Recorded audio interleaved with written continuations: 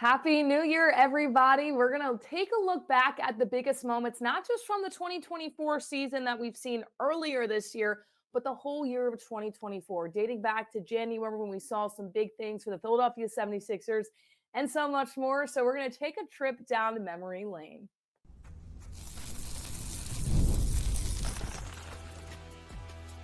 You are Locked On 76ers, your daily Philadelphia 76ers podcast. Part of the Locked On Podcast Network, your team every day. Welcome to Locked On 76ers. We're your hosts, Keith Pompey and Kayla Santiago. And if you want more 76ers, make sure you check out our free daily newsletter that's on lockedondaily.com so you can watch us on YouTube. You can listen to us on wherever you listen to your podcast. In addition, you can read all about the Philadelphia 76ers on the free daily newsletter on lockedondaily.com. Well, the 76ers are getting ready for their slate of games, but before we break any of that down, we had to look back on the year of the Philadelphia 76ers because to start things out this season, it's been a little bit rocky, but there's some really good moments. And Keith, for me, I think what tops it all has to be Joel Embiid's 70-point game, only 9 players able to do that in history. And when I look back, that was January 23rd of 2024. So that really started off the new year for the 76ers. After that, it didn't go so well for Joel Embiid, but that was definitely a marquee moment for me. Yeah, that was the I think that probably was the signature moment. But when I think back of this year, there was some like highs and lows, right? So I think that was the game. But then the game at the last game, I think it was January the 31st when they went to Golden State. I think that was like the downfall, right? I mean, we saw the roller coaster. Like you have the pinnacle, and then it goes down on in that game because, I'm gonna be honest with you. I was in the arena for that game, and it was sad. It really was. It looked like a punch boxer, like a punch drunk boxer.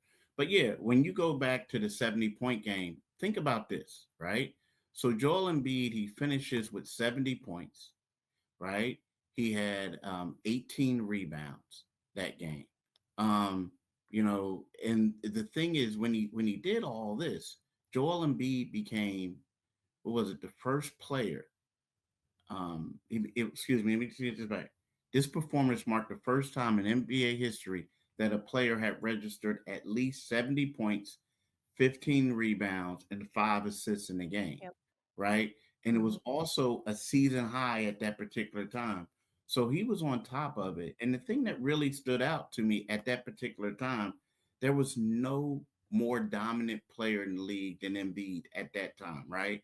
He was averaging 36.1 points in 34 minutes. He was on pace to join Wilt Chamberlain as the only NBA players since the 2054-55 season to finish with more points than minutes played. So that goes along to just show you how great a feat that was and how good Embiid was until he got injured the next game against the Indiana Pacers. And then next thing you know, he took a couple games off and he comes back against Golden State. And that's when he tore his meniscus. So, yep, that was the pinnacle right there.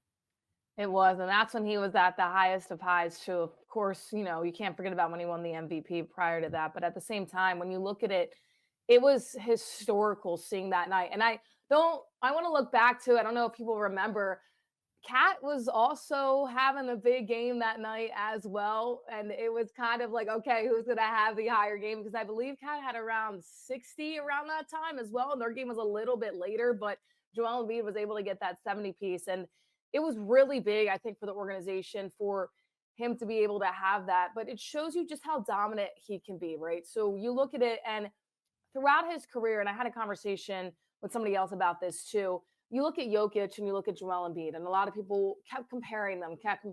Who should be MVP? Who should be this? Who should be that? Right now, the best ability is availability, and that has been Jokic. And I think Jokic has figured out the game at such a high level, and I feel that every year he wins MVP, and people might say, okay, well, is it going to be somebody else? But Jokic, he just has the game of basketball figured out. He's been able to play. He's out there. He's performing. Joel Embiid, in my opinion, is a little bit more athletic and can do more on the defensive side of the ball, but he hasn't been able to play, right? So he hasn't been able to figure out the game consistently like Jokic has. Don't get me wrong, Joel Embiid is very dominant. He's one of the best bigs in the league right now and one of the best bigs historically throughout the 76ers time. But at the same time, when you're trying to compare to the two, the ability is there for Nikola Jokic. Nevertheless, I think that's a big moment from 2024, and it shows you how dominant it is. It also shows you that Joel Embiid's injury history has really, really been the kryptonite, and he's been able to try to rise above it. But when you look at this 70-point game, I mean, it's historical. It was a really good night for the Philadelphia 76ers, but you're right, Keith. After that, it's like, oh my goodness, you can't catch a break. He ends up getting that tear, and it's something that was amazing to start off the year in late January that kind of dwindled down right after it. Yeah, and unfortunately it was. I mean, the thing is, I remember he does that. He goes to Indiana, and after the game, I was the last reporter in the locker room. A lot of other people left, and I asked him about his knee, and that's the first time that he's ever said that um, it's kind of sort of been a struggle. Like the knee was bothering him and he was in some pain. And typically, no matter what, like you would see Joel Embiid and the leg would be dangling or whatever. And he's always says, I'm okay, I'm okay. So you Right. knew something was wrong. And then when you go from there, think about it. They go to Denver. And it was one of those things where everybody was saying, he's going to play against the Jokic, the Joker, and he was a late scratch, and he was getting booed, and everyone saying he was scared. And but you knew that it was one of those things. Now maybe the 76ers should have been a little bit more transparent, but you knew that he couldn't be able to play. And I honestly feel like Joel came back too soon when they went to because he missed that game, he missed the Denver game, he missed the Portland game, and then he goes and he plays against Golden State, and it was rough, Kayla. I'm being honest with you. It was like after the first quarter, he went and to get his knee checked out, and he comes back and he looked like a fallen boxer, like a guy that where you want to throw in a towel, but he had too much pride, and you knew it was only a matter of time that he was going to be injured. So for me, you know what? That was like the low light. Like the highlight was the 70 points, but the low Yeah. light was seeing him and that way. And then, that led to the first round exit, that led to a lot of different things. So it was rough. It really was looking at this guy, seeing him out there playing, and you kept hoping and wishing that Nick Nurse would like just take him out, just throw in the towel because he was no good for them that night. He was no good. And Keith, you've been covering the Sixers for a long time, and Joel Embiid has really been has been the best player since Allen Iverson.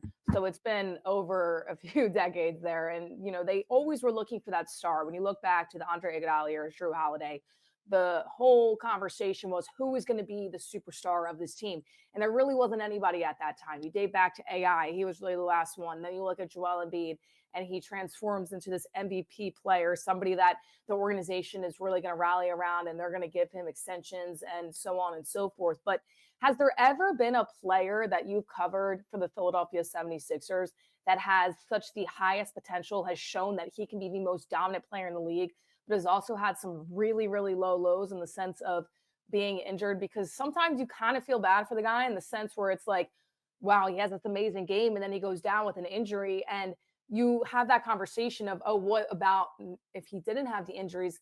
It's just how his body is. It seems like his body sometimes just can't keep up with how athletic and how dynamic that he is. Have you ever seen a player like Joel Embiid that struggled with the highs and lows of what he has throughout his NBA career? Yeah, I have. I mean, one player. I mean, Joel is different. I mean, because when Yeah, Joel is on, he can be the best. I yeah, think there was another player that I've seen, and I understand the question. Um, but Joel, you look at him and he could do things like Wilt like. But right. if there's another player who could have been as good, it was Ben Simmons, right? Okay. But the Yeah. thing is, when you think of it, for whatever it was, the refusal to shoot the ball, the back injuries, things like that, not working on his game. You know what I mean? Like Ben Simmons had it. Whereas, we're talking about a 6'10" point guard who was nice size and was one of the fastest players. So yes, when we talk about that, there's a guy who didn't live up to his potential for various reasons. But when we look at Joel, yeah, you look at it, the things that he was able to do while battling all these knee injuries and all this other stuff. Nah, I mean it's crazy because last year was the first year that before the injury, the game slowed down for him. Yeah. His Hmm. turnovers were over. Like he was just like a video game. Like Yeah. everything was too easy. He was dominating everyone. And it's so I understand the question in regards to like being the most dominant player. Like, I mean, everybody talks about LeBron James. We talk about Steph Curry. But last year, it was Joel Embiid. He was that guy. No one could touch him. And it's unfortunate that the injury occurred. And look at it. He's still dealing with that knee injury. He's still dealing with it. Yeah, the swelling that we've seen all year here, early 24, maybe 2025 will be his year. We never know, but it has been a lot of highs, really high highs for Joel Embiid and really low lows. He has battled throughout. He's kind of talked about too, just the sense of him consistently playing injured because we're curious of just how long his body will hold up and how much longer he can dominate because every time he goes out on the floor, it seems like something happens to him. And you're always bracing yourself and turning away from the play if he falls. But nevertheless, Joel Embiid's 70-point game probably is the highlight for him, too, of 2024, and definitely one of the highlights for the Philadelphia 76ers. But it's not just all about Joel Embiid. There's some other players that the 76ers have been able to bring in this year. And people we're talking about from January 2024 to now, not just the 2024 beginning of the season that's been a little rough for the Philadelphia 76ers. So we're going to touch on even more when we come back on Locked On 76ers. And we have to talk about Rocket RX. Today's episode is brought to you by Rocket RX. If you're ready to boost your confidence and take control in the bedroom, Rocket RX has the solution. Imagine feeling more prepared and performing at your best. Rocket RX makes it simple and stress-free. Rocket RX offers FDA-approved treatments at a lower cost than branded alternatives. No more uncomfortable doctor visits or pharmacy trips. Everything is delivered straight to your door in discreet, plain packaging. With Rocket RX, you'll get trusted care from a real U.S. clinical team, complete a quick 100% online consultation, and you could get your free prescription today. Make sure you visit rocketrx.com to get started. Right now, our listeners can get 40% off your first order when you use code LOCKEDONNBA. That's rocketrx.com.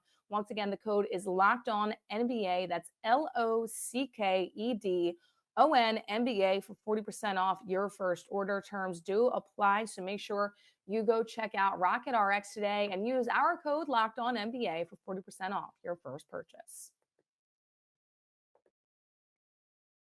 All right. So another favorite moment of mine from 2024, and it's somebody that this happened to that wasn't even on the 76ers yet, but now it's from the Dancing Bear, able to dunk over LeBron James. And last night on NBC Sports Philly, they had the lower third of who he's been able to dunk over. So I think for Yabusele, he was somebody that you saw that athleticism throughout the Olympics and looked forward to having him. And I wanted to touch on this because he had such a big game a few nights ago against the Trailblazers.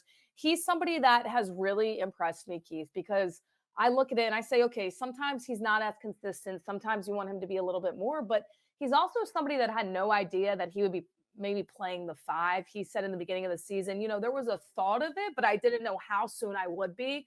And of course, with Joel Embiid going down for a little bit, you look at it and say, okay, Yabu had to step in at the five. When Andre Drummond goes down, he also has to step in. He's also playing the floor. He's also on the floor sometimes with the 5 and 4 duo of him and Embiid or him and Drummond. So he's somebody that really has fit in well for the 76ers team. Yeah, he really has. I mean, the guy right now, he's averaging 9.8 points. He's averaging 5.2 rebounds. He's averaging 1.8 assists. He's shooting from three. He's shooting 39.3%. Now, all these things that I just said to you are all career highs, right? Mm, So, he's a guy that when he was with the Boston Celtics, he was a first round pick for him. He was a 16th overall pick. Um, he's a draft and stash his first year. He comes there. From what I hear, he was performing extremely well at practice, but he just never really got the opportunity to perform and show what he can do. And the thing that you talked about is that dunk that he had, and the fact that they had a lot of lineups where he was the five in France, and right. Wemby was playing the four. I think that helped him a lot. It helped him, right? Because it's one of those things where he was able to make an impact in the Olympics. And I get it, the Olympics are not the NBA, but at the same time, I feel like his being able to showcase himself, and let's face it, once he dunked on LeBron, he sort of became like an Olympic household name. Oh And yeah. with that being said, it enabled him to, get a job, be able to show what he could do. But yeah, no one saw it coming to this extent. But hey, I have to commend him for taking advantage of the opportunity, right? A lot of people get opportunities and they don't produce. And he Mhm. produced and showed what he could do. Now, if you had to grade Gershon Yabusele right now in his performance with the Philadelphia 76ers, does he exceed your expectations? Does he meet your expectations? Is it a little bit lower? How do you kind of see him fitting into that mold of expectations early on this season? I would have to say he exceeds the expectation because when you look at it, and I think if the Sixers coaching staff and are going to be honest and say stuff, they'll say the same thing. I mean, Yeah. you look at this team, right? You say to yourself, you know, like Gershon was a late pickup. No one knew how he would really produce in the NBA, with it being the world's best league. Um, but there were two guys, him and Jared McCain, who were guys who were projected to be at the end of the bench, and because of the opportunities they had, they produced. And he did have some games where he struggled a little bit, but early on, he was like an early savior. After he struggled, he went in a little slump, and then he turned it around and he's playing much better. So yeah, he exceeded the expectations big time. The Dancing Bear are going to look to continue to do that in 2025 because there's still some season to play left with the Philadelphia 76ers. Somebody that hasn't necessarily exceeded expectations, though, is Paul George. We're still looking for his shooting to be at a higher clip, to him to get going a little bit. Of course, they get him in the offseason acquisition. And Keith, once again, you've been able to cover this team. You're right on it all the time. When Paul George was going to the 76ers, what was your reaction? Were you surprised? Did you think it would be a good initial fit? Because we've seen this a little bit with vets before. James Harden coming into the Philadelphia 76ers, it didn't really work too much. Did you feel like it was kind of just another Harden coming to this team? Do you see it as being a better fit? Because right now, I don't know if we can give it an overall grade because we're still waiting to see his development in that three-man game. But off the bat, July 6, 2024, what was your reaction to this signing? My reaction to the signing was it was a great fit. I mean, and I still think it's a good fit. The thing is, he is struggling, but when you look at it, you know, it was the best fit that they could get. I mean, some people might say, okay, look at LeBron James, look at Jimmy Butler. Well, LeBron James wasn't coming. Jimmy Butler, you would have to acquire him in the trade. But when you get a guy like Paul George, we're talking about they had three levels of all stars. You had Tyrese Maxey, a point guard, a guard all star. You have an all star and Paul George at the wing, and then Joel Embiid at the center. So right then and there, when we look at it, a prime example, a couple nights ago, Paul George, and right now he's not really shooting the ball particularly well, but he's doing other things that contribute to the win, right? So in the past, when we talk of other players, if they weren't scoring, what could they do? Could they contribute? And they haven't. So I get it. Right now, when I look at it, when I first saw it, I felt like he was the perfect fit because let's face it, outside of Tyrese Maxey, he was the number one free agent on the market. So they went out there and they got their man. Yeah, and still waiting for Paul George to kind of make that impact. And I do think that it will get going. Once again, this big three has not played a lot together. And I know a lot of people are saying, well, it's not just because Joel Embiid's in the lineup. Paul George has been struggling on his own. And yes, he has been a little bit. He's also struggled with Joel Embiid out of the lineup during some games too. But I still think there just needs to be some time, some more familiarity with this team, the team chemistry working on out. And we'll see that go through the next few weeks and then give our overall opinion on if Paul George was the right pick or not. But another one, and I kind of look at this in 2024, and this is a pick that I was not happy about. And I will be honest on here on Locked On 76ers. I thought they should have gotten Dalton Connect. I said, he's still on the board. How do you pass up on him for Darren McCain? Darren McCain is a player for the future, not for now. Joel Embiid doesn't have that much time left in his NBA career, in his NBA prime. Well, I was wrong, and I can admit that I was wrong because Darren McCain, now he's injured, of course, but he really, really had a really good start to his rookie campaign. And he's somebody, Keith, that really surprised me. I knew that he could score. I knew that he could go downhill. I just didn't think it would be as good as it was to start things off. Now, granted, we didn't see a lot of Paul George or Joel Embiid, so he had opportunities to create a little bit more, but the way that he stepped up as a rookie was really, really big, and I'm looking forward to his future. Now I can say that was a pretty good pick for the Philadelphia 76ers if we're looking at his production early on in his rookie season. Yeah, he exceeded expectations. I mean, no one expected him to do it. Like again, him and Yabu were the two guys that were kind of sort of, you know, hey, they're going to be a part of this team. We don't know how much they're going to produce, what they're going to do, yada yada. He'll come in, he'll knock out a couple shots, but ideally, you picked up Reggie Jackson, you had Kyle Lowry, you expected them to play, above him or play better than him. And what happened is there was a point where he was a primary ball handler because he does. And the one thing I want to get back to Paul George and just say something right about Paul George. Offensively, he is struggling. But would you believe that he is right now, he's averaging 2 steals a game, which is tied for his second best season of his career. You know what I mean? So his best year, he averaged 2.2. He did that twice. He did that 2021-22 with the Clippers, 2018-19 with the OKC Thunder, right? And then he averaged steals a game this season, and he did that in 2017-18 with OKC. So while he's not making shots, he is contributing on the defensive end, which helps out the 76ers. And that's such an interesting thing to bring up too, because how much did Paul George say during preseason, during training camp? We are going to be a really good defensive team. Defense is where we're going to be locked in. The offense will figure it out.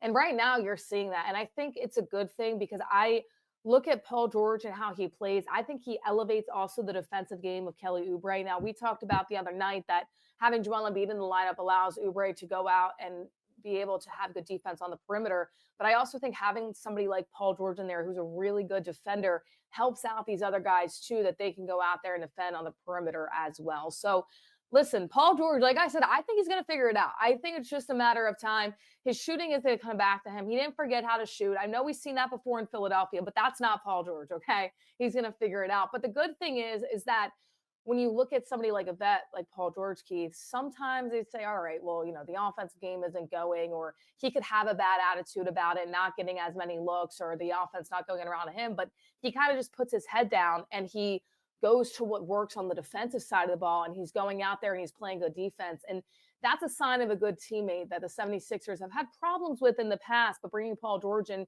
he's playing very unselfish. He knows that his offensive game isn't where necessarily it needs to be, but he's not letting that completely bring his whole game down. On the other side of the ball, he's able to do a lot of big different things on defense.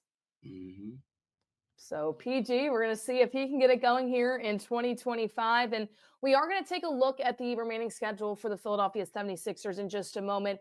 We don't know who's going to play yet against the Kings, so we can't give an overall analysis if Joel Embiid will play against Sabonis or if they'll wait for him against the Warriors. But we're just going to take a look at the schedule that will kick off the new year here on Locked On 76ers. So don't go anywhere. We'll have that and more when we come back.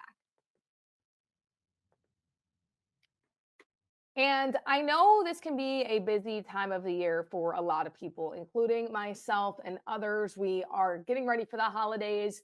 I just finished up a big basketball tournament, case covering the 76ers. And sometimes when you have a relaxing day, you might try to say, okay, I'm going to subscribe real quick to whether it's Netflix or an HBO or whatever that might be to watch something. And then you're traveling, you're covering the teams, or you're just trying to travel to see some family and you totally forget about your subscriptions. Well, Rocket Money can help you with that now. Rocket Money is a personal finance app that helps you find and cancel your unwanted subscriptions, monitors your spending, and helps to lower your bills so you can grow your savings. It brings everything together in one place, whether it's subscriptions, your spending habits, or even the goals you want to hit this year.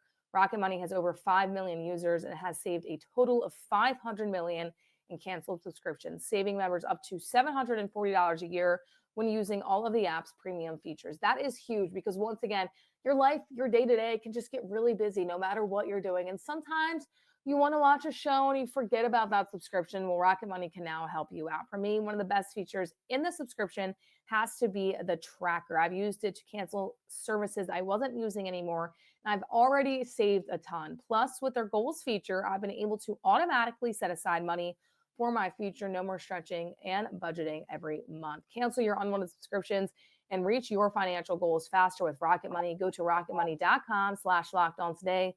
That's rocketmoney.com/lockedon. Once again, rocketmoney.com/lockedon.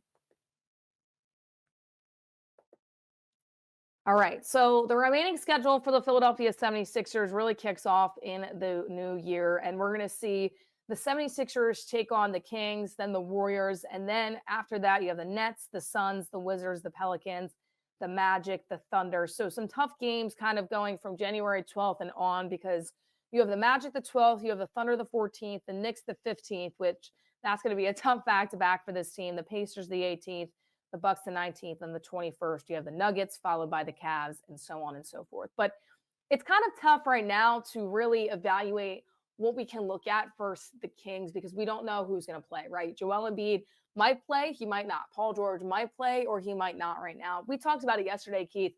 We want the game Joel Embiid is going to play in against the Kings. That's the best matchup in terms of having a big down there in Sabonis, the best matchup that you have in terms of guards. And I want to see just some more consistency with this team. And I think that's why it's important coming off a huge win against the Trailblazers, then to be able to see where they can pick up where they left off against the Kings. I think that Joel Embiid and Paul George need to play in that game. I don't expect them to play in the back-to-back unless Nick Nurse and company say, oh, we're going to play them back-to-back. They're good to go. That's probably not going to happen. But I think we're in agreement from that standpoint. We definitely need to see them against the Kings. We can't really look it over right now because if they don't play, it's a much different conversation. But the Kings is the game that I'm looking at them just play for sure to see if they can carry over some momentum. Yeah, that's the game. But when I look at this whole thing, I'm looking at these next 6 games, and I feel like this is it's like Merry Christmas to the Sixers extended, like Happy New Year's to people. Because when you look at it, the next 6 games, it gives them 2 more weeks to get everything together. The 76ers don't play a team with a winning record until they travel to Orlando to play the Magic on the 12th. And then at that point, what they do is it gets a tough stretch. Then they have on the 14th, they have OKC and the New York Knicks 14th, 15th for back to back. Then they have 2 days off, and then they go to Indiana, and then they have a back to back at road back to back with Indiana, Milwaukee, and then 2 days later they play the Denver Nuggets. Then they have Cleveland at home, right? And then they have the Bulls back to back. Cleveland at home, the Bulls the next day back to back. Then they have the Lakers. Then they have the Kings, and then they have Denver. So to me, that's really going to be a defining stretch. Right now, I think it's set up for the 76ers. I really do. Like we don't know what's going to happen, tomorrow, who's going to play, right? But I feel like they have a legitimate chance to go at least 4-2 over the next 6 games, right? I expect them to go 4-2, and then Orlando. Then they get once they play Orlando for the next 3 weeks after that, it's going to get real. So to me, this is a good time for the 76ers to continue to gel. They're going to get guys back from injury. You know what I mean? They're going to get the confidence up. It's a time to get Paul George reacclimated, get his offense flowing. So, you know what? If I'm the Sixers, I'm looking at it like, yes, I would love to see what they do tonight against the Kings. But overall, I expect them to go 4-2 over this next 6 game stretch. Yeah, no, it's an important stretch too because you want to go into the tough schedule that you have after that, having some momentum, having some wins, because none of those wins after that are guaranteed. So you need to pick them up. Once again, I said this yesterday, good teams beat down the bad teams. So they play the Wizards in that stretch as well. So we're going to see what the Philadelphia 76ers are made of. But also one player that gets some awards here as we wrap up this show, we can't forget to talk about Tyrese Maxey here in his second career NBA Eastern Conference Player of the Week. I know some all-star voting is starting to open up as well, and he has some numbers, but he's also been injured throughout the year, so we'll wait and see. But Tyrese Maxey has been such a big piece for this team, not only in the scoring round, but also the maturity that he's had this year, calling out players when he needs to, stepping up when he needs to, and definitely deserving of that Eastern Conference Player of the Week award as well. Yeah, and when we talk about 2024, I'm like about to say 2004. Tyrese Maxey, 2004, he became a first-time All-Star. 2024, Tyrese Maxey became a max player, right? He also became the leader of the team. Hey, when they had that meeting where, after they lost to the Miami Heat, the stuff that came out of the meeting was Tyrese Maxey holding Joel Embiid accountable. Now I will say this, Tyrese Maxey against the San Antonio Spurs, he finished with a career high 52 points in that game. He made 19 of 41 shots. He didn't shoot the ball particularly well from three. He went 2 for 10, but he went 12 from 12 from the foul line. He had 7 assists, right? And then that was on April the 7th. On February the 1st, he had 51 points against the Utah Jazz in a 3-point victory. So it wasn't as if that's the night that he found out that he made the All-Star team. So it wasn't as if, okay, this is a meaningless game, this and that. He's just destroying the team. No, it was a close game. That night, Tyrese Maxey made 7 of 9 3-pointers. He was 10 from 11 from the foul line. So he scored 50 or more points on 3 occasions that season, right? And I think that became the coming out party for Tyrese Maxey to be the player that he is right now. So while Joel Embiid had the high, he also had the low. I think 2024 was the year that Tyrese Maxey became a household player in the NBA. And he's had to have so many different roles too. The just legitimate scorer, what he's been able to do and show off, also that leadership quality that we didn't necessarily expect for him to have this year. We're not saying that he couldn't have it and he's not capable. It's just so much was going on within this team. And Tyrese Maxey was the one to step up and be like, listen, you got to show up on time. You need to do this, that, and the other, and holding players accountable. So Tyrese Maxey, he has grown so much over the year of 2024. And I can't wait to see what 2025 brings him. If you guys think he's deserving an All-Star, you do have a chance to vote for him in the All-Star voting. Of course, he did put up good numbers for the Player of the Week. Tyrese Maxey going to look to continue to do that. So overall, a pretty good year here in 2024 for the Philadelphia 76ers. Besides the playoff exit and all that stuff, we'll forget about that part. That was kind of the Debbie Downer of 2024 for the 76ers. But they look to kind of turn things around here in 2025. It's going to be a very telling year for this team, a very telling season for Joel Embiid and company. And we're going to have to wait and see on how it turns out. It starts out with the Kings, followed by that, the Warriors, so on and so forth, as this team gets ready to go here after the new year. Well, once again, happy new year to everybody. And thank you all so much for joining us on Locked On 76ers. For Keith Pompey, I'm Kayla Santiago. We hope you enjoyed our trip down memory lane. If you want to let us know in the comments your favorite moment from 2024, the entire year, the Philadelphia 76ers, feel free to let us know in the comments. Thank you all so much for tuning in, and we'll see you next time.